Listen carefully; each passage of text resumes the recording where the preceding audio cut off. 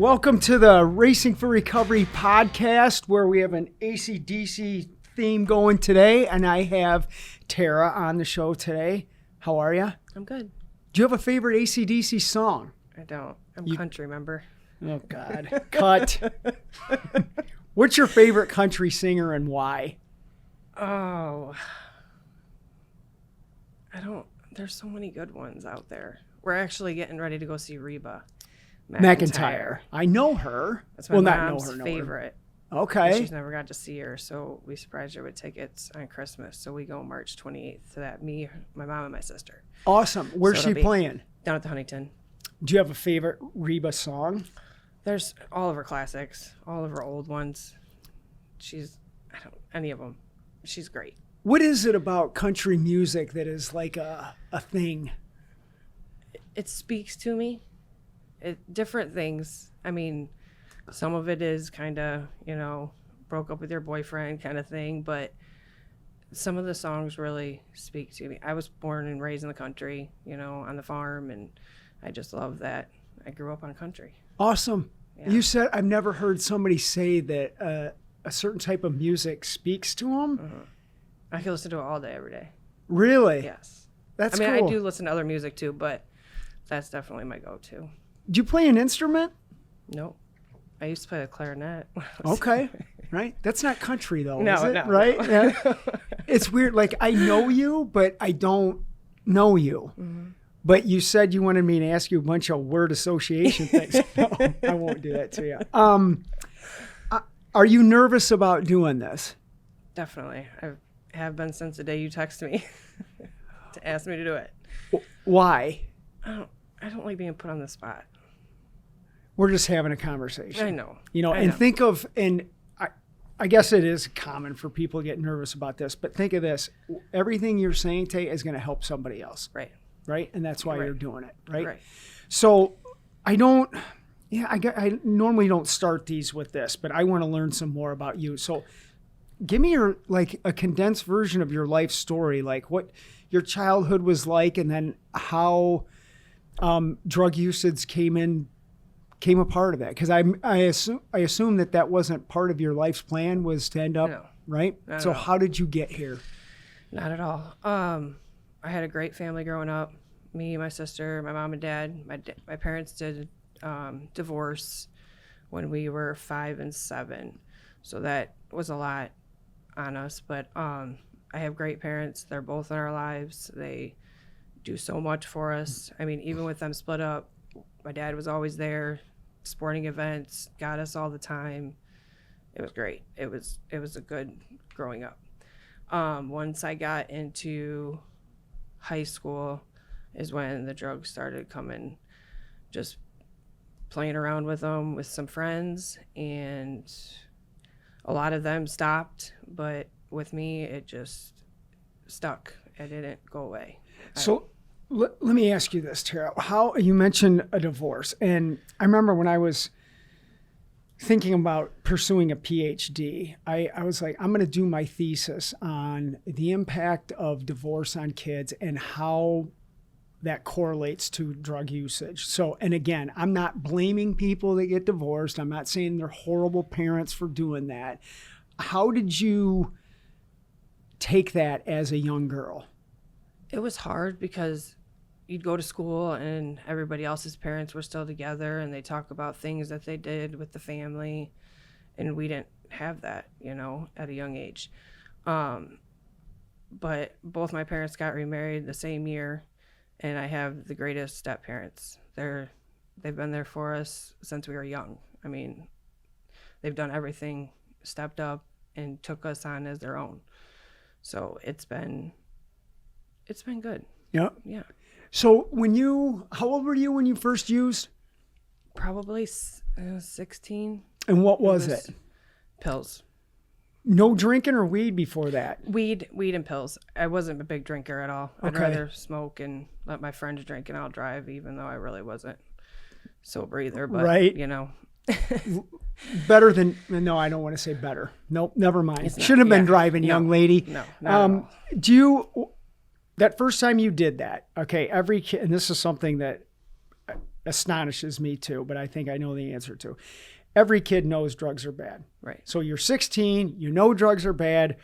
Why do you take that initial hit off of a joint or whatever it was? Because my friends were doing it to fit in, kind of. Were you peer pressured? No.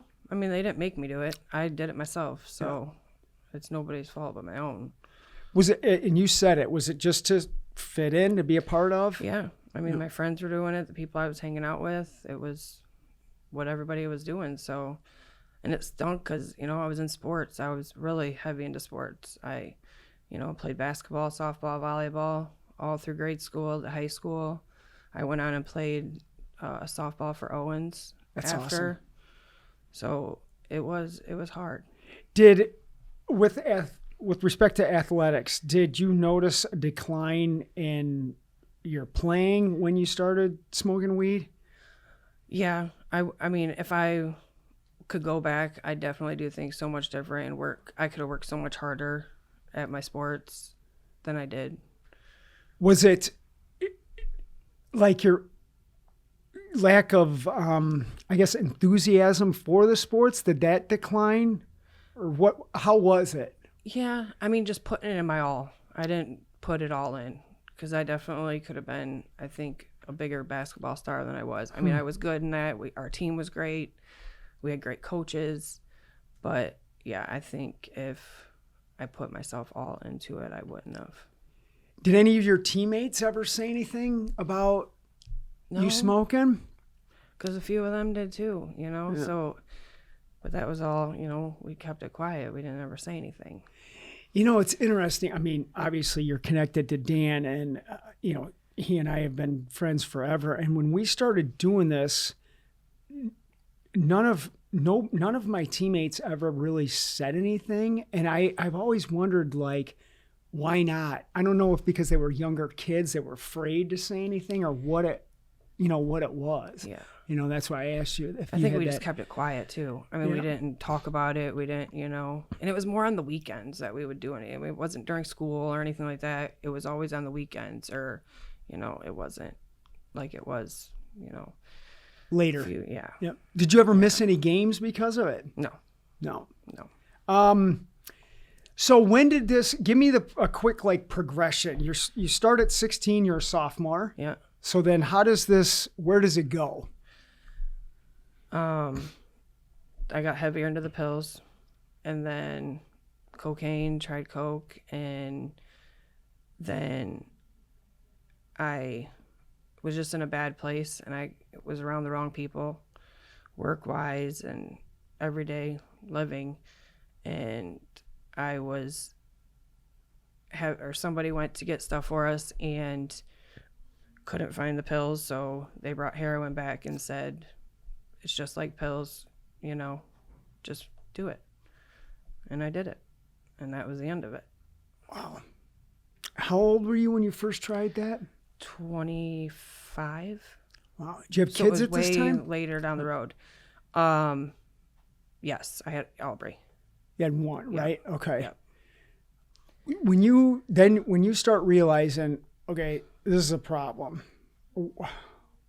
what was your mindset? Like your mindset, your emotions behind it? I don't need the drama of what you were doing, but how did you feel? I didn't even think I had a problem at that time. I just kept numbing myself. I went to work every day. You know, I did have enablers. You know, my daughter's father, his aunt, we lived with her for a while. And she didn't make us pay any rent, you know, so everything I made just went to our habits. And, you know, she took care of Aubrey for me when I babysat or when I worked. So it was easy. Easy. And then it finally came, I don't know if she knew we really had a problem, but it finally came to it to where she's like, all right, you guys got to get out. You got to get on your own 2 feet. I'm just enabling you. I got to stop, you know. So we did and everything, but then it still progressed. So when it got, well, it's been all bad, but when did it, I want to ask you this. When you first realized it was a problem, what did you do and where did you go? You don't have to put a name on the agency, but we weren't the first place, right? No, okay. no. And I didn't even think I had a problem then.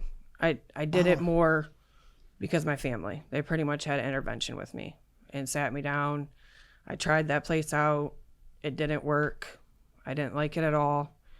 My dad actually called and would check in to see how my progress was. And they're like, oh, she hasn't been here for a few months.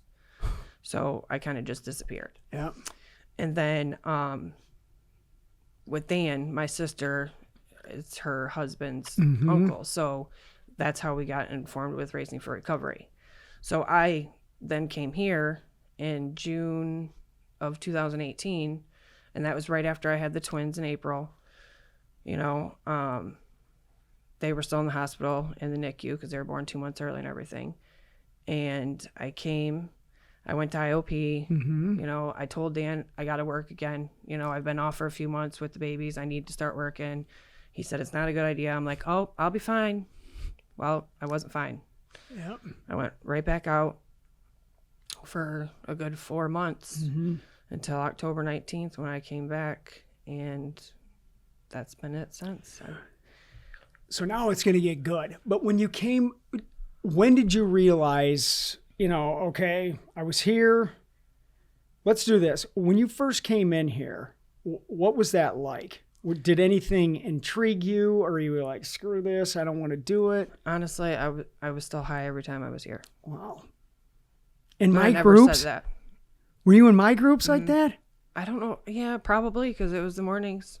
I know. I'm not embarrassed to say this. I'm honest. I just assume everybody's coming in and they're like, yay, I'm clean. I'm ready to go. And I wasn't ready. Wow. I wasn't ready. Did it- October is when I was ready. I called Dan, I think it was on a Tuesday, and he was actually out of town taking his son somewhere.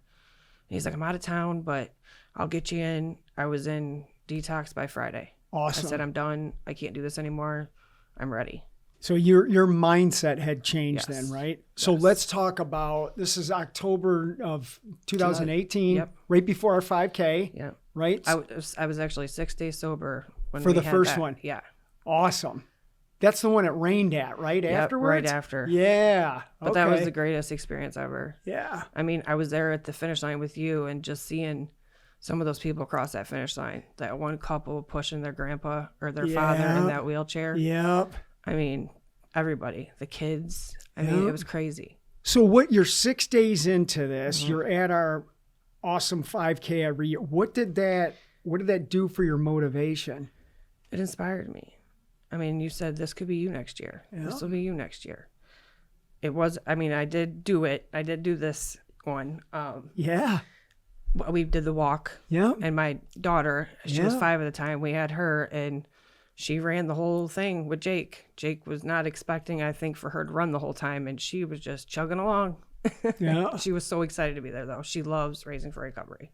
How did that, from 2018 with 6 days of sobriety, being a part of it, to last year doing it, what was that feeling like for It was you? amazing. Yeah. To have her there. Yeah. And so excited. I mean, it was early. We were there early in I the know. morning. I and saw she, you, right? Yeah. She was all good with it. She did crash on the way home, but she was so there. excited. Yeah. So you have over 15 months now, Yeah. right? Yeah. Awesome. Yeah. What's that been like? Like, what is Racing for Recovery and the people here? What has it done for you? Everything. I mean, the big thing is your environment change, Yep. the people you hang out with, associate with. Moving in to lodging was my biggest thing. Yeah. That probably saved me, honestly. Do you think it saved your life? Yes. Wow. Because my mom didn't have to get that call. That's a powerful statement, my friend. Mm-hmm. You okay? Yeah. Yeah. I You're good. promise I was No, not going to cry. You're good. I think when I think of you, I immediately think of the support Yes. that you have here every Thursday. You know, Yes. somebody is talking about how much they love you and how much they care for you and everything. My mom here constantly. Yep. Her sister, my aunt, Yep. you know, making the desserts on Thursday nights Yep. for everybody. Probably can't wait for her to come back from Florida. Right. She's in Florida. Yeah. My aunt and uncle coming from Maine just to sit next to me in a meeting. And they're so far away, and they've been one of the biggest supporters. What's that done for you? It's been great. It's lifted me up. It's made me who I am today, honestly. And and not just them, you know, my dad, my stepmom, my sister, and my brother-in-law, I did my cousins too. My cousin Stacy and her husband for taking the kids so I could get myself back. Yeah. And now you have them back? I have them back full time. I got full custody back October 21st. Awesome. 2 days after my year. Right. So I want people that are watching this, we talk about this a lot, like what makes Racing for Recovery different? How are the IOPs different? You know, what has this really done for you that has helped you, I guess, heal, prosper, be the awesome person you are today? Different mindset and putting myself all in. Because any other place I've gone, I've never put myself all into anything other than, you know, sports and my things like that. But when I figured out I did have a problem, utilizing everything. I mean, the IOPs, the meetings, the people here, like that's all we hang out with. And I love it. I wouldn't have it any other way. You know, getting the volleyball started up and playing volleyball on Tuesday nights. Like I miss playing sports, you know, so it's not as easy now having the kids back in that because twins are only 20 months old. So they're on the go. Are you still going? Are you playing again? I haven't. Not since I've gotten it back. Are you gonna? We did go a few times, and I played, and Chris watched them, just pushing them around so they could have fun. But it's just been a lot. Yeah, lately. well, right. Being a parent is right. Let's talk about Chris. So one of the things I think we have, you guys, Chris and Jessica. I'm trying to run through the success stories of that, but with respect to this, you and Chris, how did that evolve? Because it's working and it's positive and productive. So how was that? Because it's everywhere. They talk about be careful being in relationships, but you guys have made it work. Talk about that. I mean, we've been friends ever since we came in. You know, we came in just a little bit. He came in a few days later, and you know, our sobriety dates are only 3 days apart. You know, a lot of the same interests. Country music. Yeah, he does like country. Right. He does like a little other stuff too, but he does like country. Yep. And just, I mean, we've clicked very well together. Yeah. And then with the kids, yeah. I mean, he's amazing. If I didn't, I don't know what I'd do without him, honestly, because He's he a good does so egg. much for those kids, Yeah. and they look at him. They look up to him. Yeah. Every time he comes home, they run to the door. Chris. The twins do, you know. And Aubrey, I mean, they just went to the father-daughter dance. He took her to the father-daughter dance at her school. So that was a big thing. It was really neat. That's great. Yeah. I think Chris sat right in that chair, you know, early on going, I gotta go back to work, man, you know, and that hard conversation. And Dan and I just said, dude, just give this some time. And I'm so thankful he did. Yes. Because it's working for him, for you guys, the kids, everything. Yeah, I didn't start working with everything after it was like 9 months in. And then I started working a little bit. But that, you know, the second time around, the first, I didn't want to go back to work. Do you think, can you talk about that? Like, what are the benefits? And I want to make this clear. It's Racing for Recovery has never said, we never want you to work. Right. We don't say that. We want people to work when it's time to go. So talk about how that has helped you to not rush into it. I needed to concentrate on myself. And working is not concentrating on yourself. You know, I had everything I needed at the hotel, staying at the hotel, my family helping me out with whatever I needed.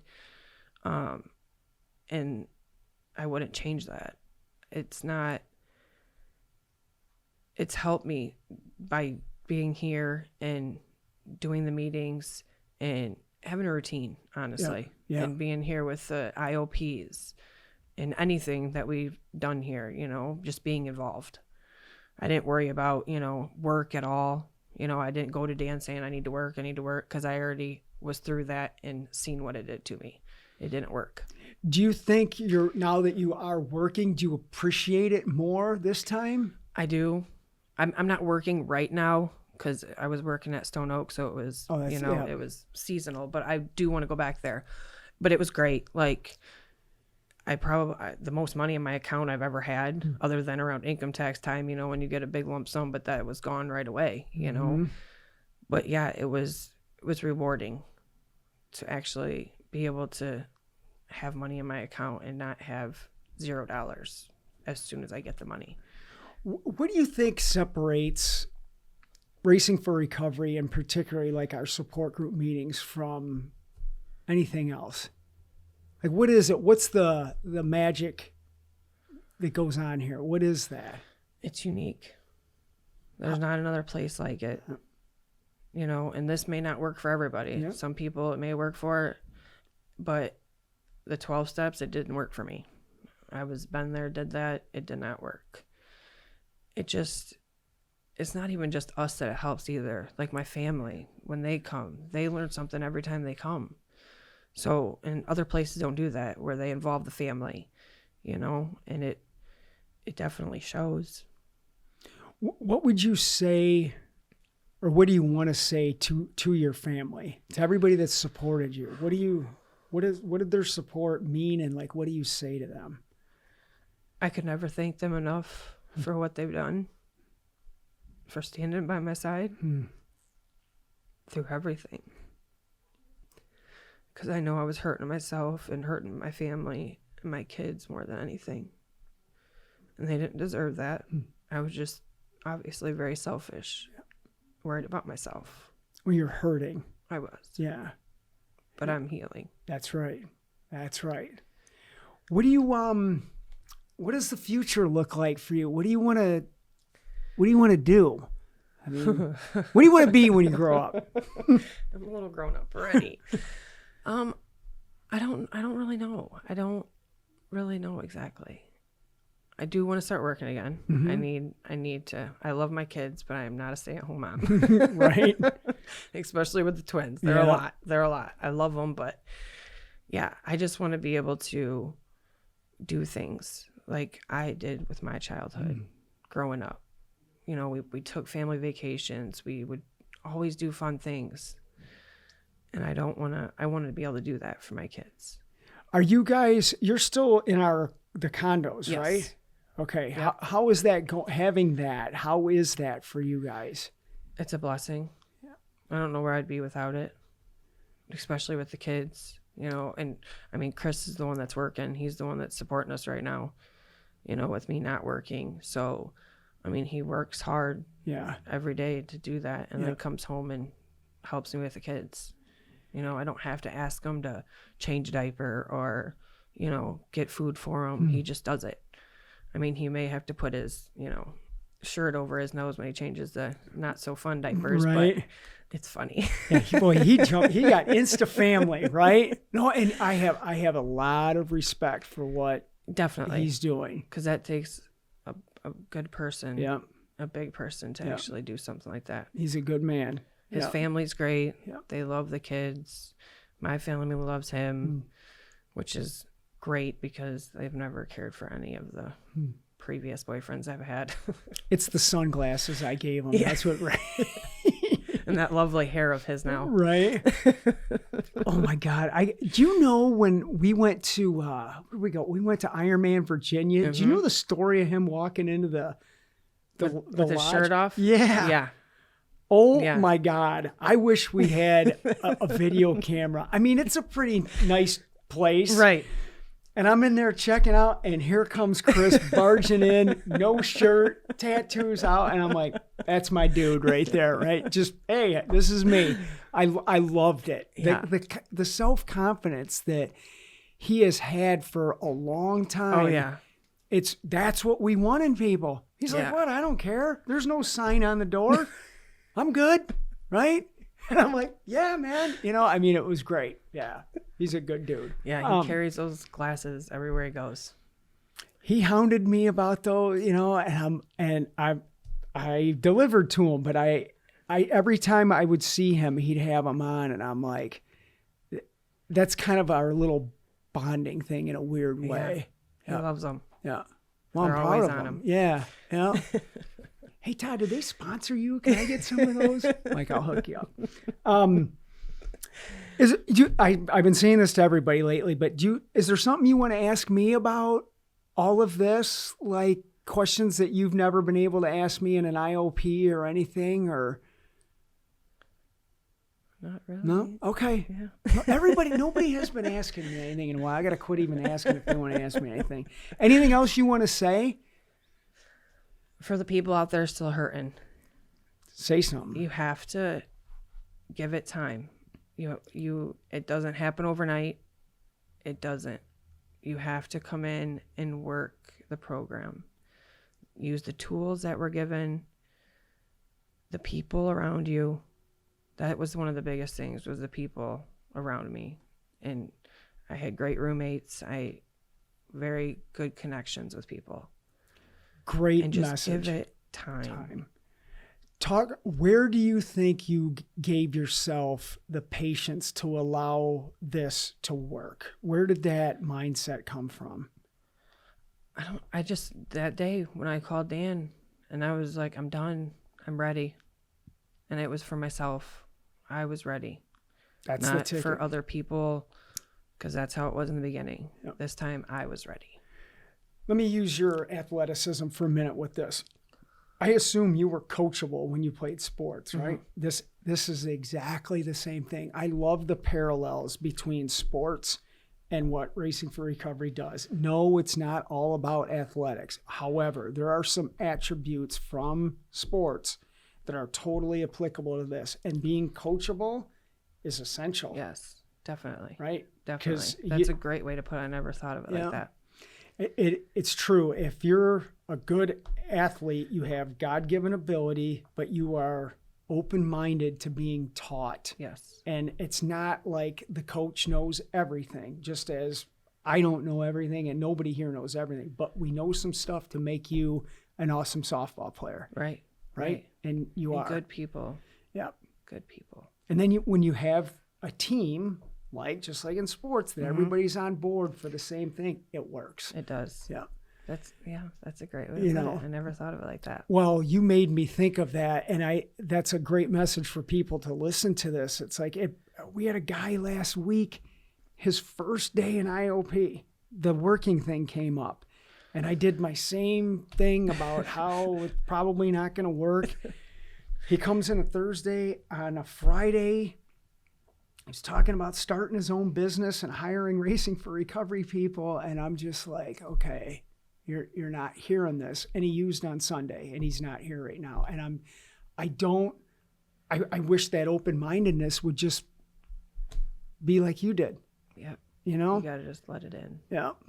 Let me ask you this and then we can wrap up, but how does it feel to do this for you? What is the biggest difference of doing it for you as opposed to trying to do it for somebody else? Because I'm finally myself again. Someone I should have been a long time ago and just had some bumps in the road to get here. Yeah. Do you like yourself today? I do. I love myself today. Awesome. What would you not tolerate today that you have tolerated before? The people in my lives. There you go. That was a big part. I've never asked anybody that. Cool. Right? You're the first. No, that's good answer. Yeah.